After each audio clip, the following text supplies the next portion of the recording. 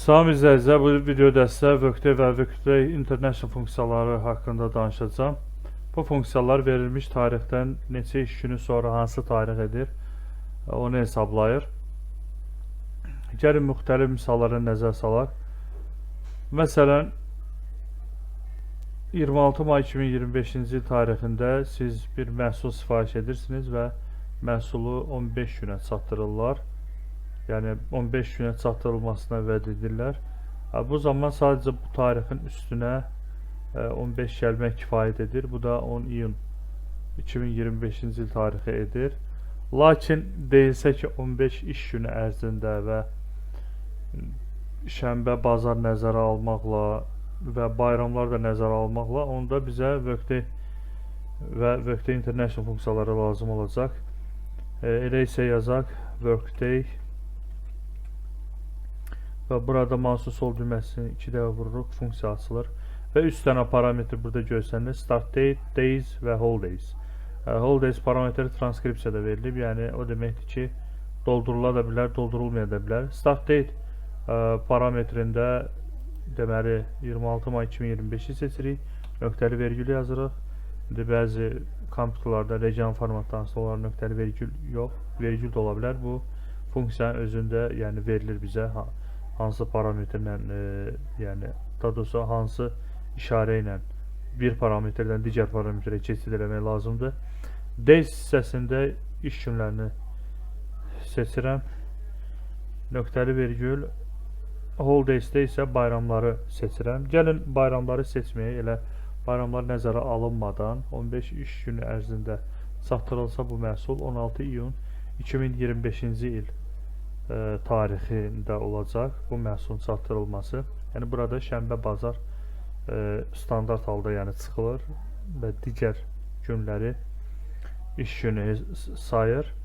Və ya məsələn gəlin bayramları da seçək, görək bizə hansı nəticəni verəcək.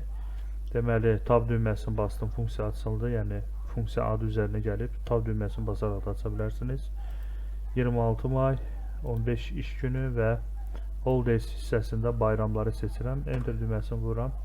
18 iyun 2025 elədi. Təbii ki arada niyə 2 gün fərq elədi? Çünki bayramlardan deməli ikisi şənbə bazara düşüb, o səbəbdən ola bilər. Deməli 6 iyun ayına gələk. İyun ayında bəli 7-si 8-i şənbə bazara düşdüyünə görə 2 gün fərq elədi. Ola bilər ki sizin sifariş etdiyiniz firmanın məsələn standart şənbə bazar yox, məsəl üçün 4-cü 5-ci gün qeyri-iş günlərdir, digər günlərdə işləyirlər. Bu zaman bizə lazım olacaq Workday International funksiyası. Burada isə 4 parametr mövcuddur. Start date başlanğıc, start days iş günləri, weekend həftə sonları, holidays bayramlar.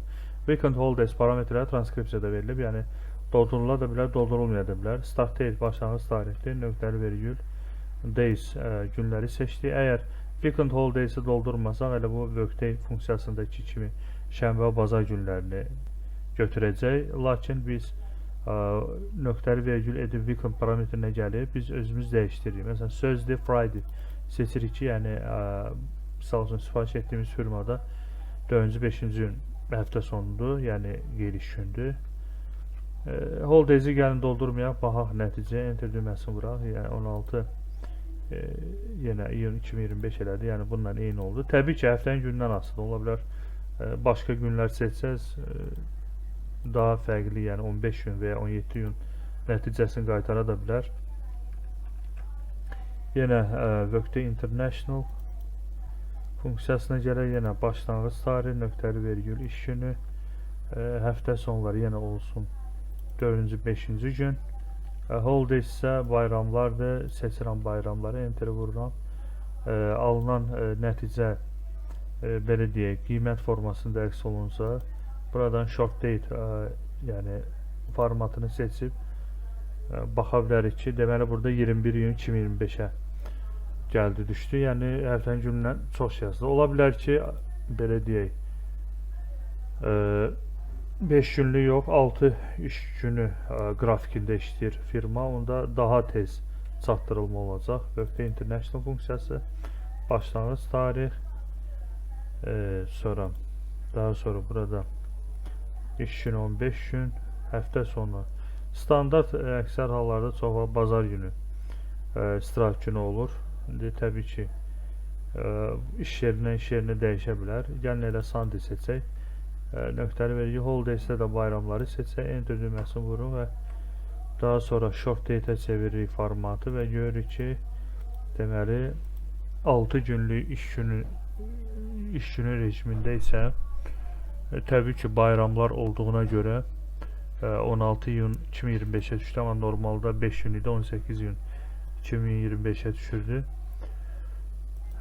Belə